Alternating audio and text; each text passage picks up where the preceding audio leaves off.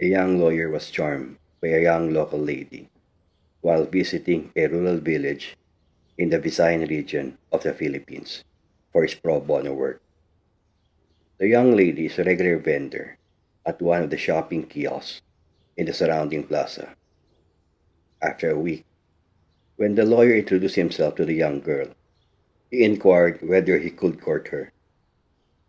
The lady smiled and informed the lawyer that she needed to ask permission to her parents first.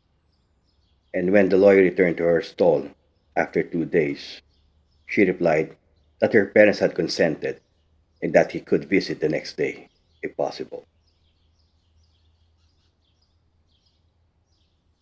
It nearly took him an hour to get to the girl's house. The area had the feel of a commune that was cut off from the outside world.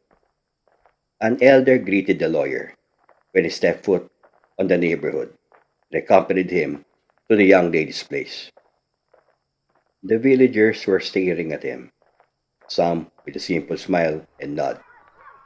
Kids were approaching him like he was some sort of a movie star, most likely due to his mestizo appearance and attire, which are both stark contrasts from a regular resident or local of that place.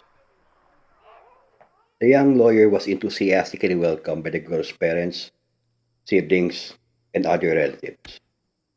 He even helped split wood and clean the stove made of clay in preparation for a gathering later that evening.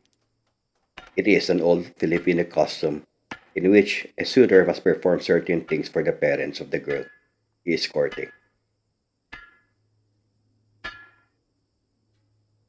When 6 o'clock in the evening came, he rested and sat inside the lady's house while her parents spoke with him. As usual, he introduced himself as a lawyer who got his license a year ago, succeeded with other sales pitches to win their daughter's heart. He also gave a bottle of Fundador brandy to the father, while a bottle of oil of Olay to the mother. The girl he was courting was sitting with her parents on the sofa, with upholstery made of local hemp.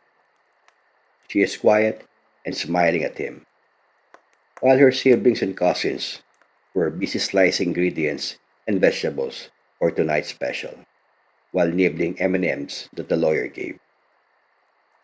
Minutes passed by, and as he drank a cup of hot ginger tea prepared by the girl's mother, one of her relatives entered the house and said, Oh, it's getting late. Where's the meat for the soup and for grilling?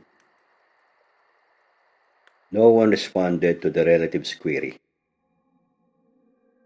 but they all turned to the young lawyer with a malicious smirk on their faces as he became dizzy, closed his eyes, and fell asleep.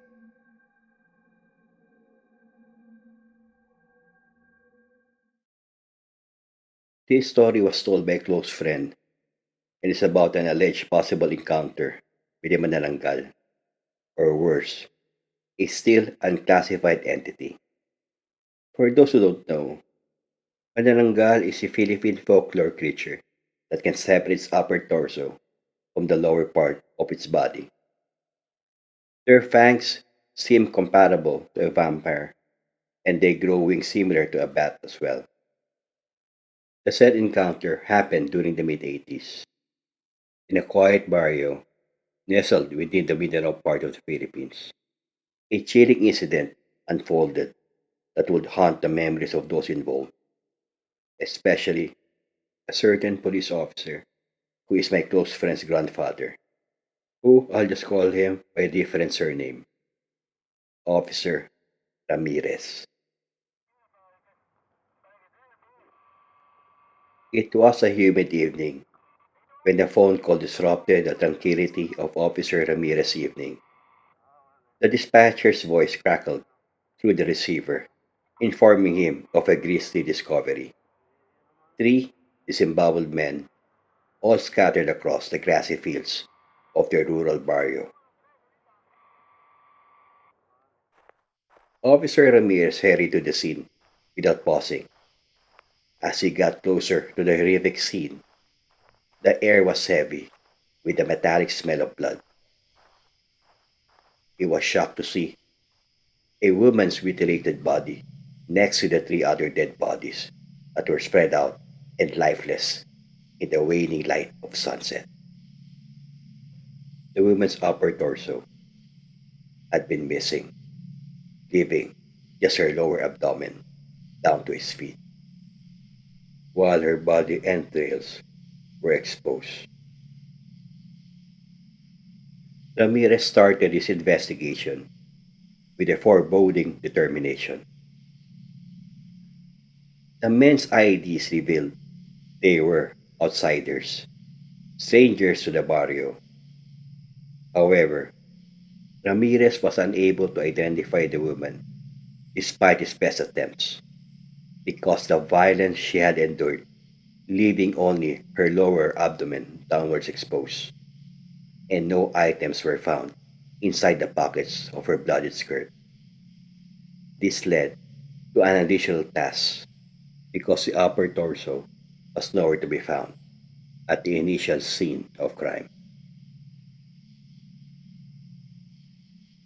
He could also feel the presence of an unidentified attacker hovering over him as he painstakingly went over the evidence. Ramirez was alone in the growing darkness, feeling every moment of the grass and getting a chill. As he waited for his colleagues to arrive, time appeared to elongate, with the minutes moving painfully slowly. Then, as if summoned from the depths of nightmare, a sound pierced the silence, a soft, eerie scraping of grass against flesh. Ramirez's heart thundered in his chest as he turned towards the source. His breath caught in his throat, and he felt his heart pounding in his chest. There, amidst the shadows, the impossible unfolded before his disbelieving eyes. The dismembered half body of the woman, her form grotesquely severed, exposing her bloody intestines, seared to life and stood up. With a horrifying resolve, her disjointed legs moved and ran, carrying her forward into the night. In stunned disbelief, he was left fixed to the spot, his head spinning with shock as he saw the terrifying figure go into the darkness. In an instant, the cold uncertainty that threatened his sanity replaced the logical boundaries of his reality.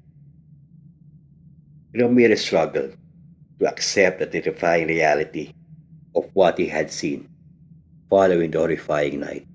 The image of the mutilated lady hung in the corners of his thoughts, a quiet reminder of the horrors that existed outside the bounds of logic. As the days stretched into weeks, Ramirez made a crucial choice that was kept a secret from the depths of his conscience. He could not reconcile the unexplainable with the demands of his duty, so he chose to remain silent rather than reveal the truth. He reasoned that it would damage his reputation because he was about to get promoted at the time and he was fulfilling his dream of becoming a lawyer. He is unable to discern that he may come upon a potential manananggal because folklore conflicts with his line of work, which relies on reason and rationality. Years went by, and after he retired, he recalled the terrifying night to his grandchildren. When related by Officer Ramirez, the narrative seemed more like an authentic account than a fabrication meant to frighten the kids into falling asleep on time.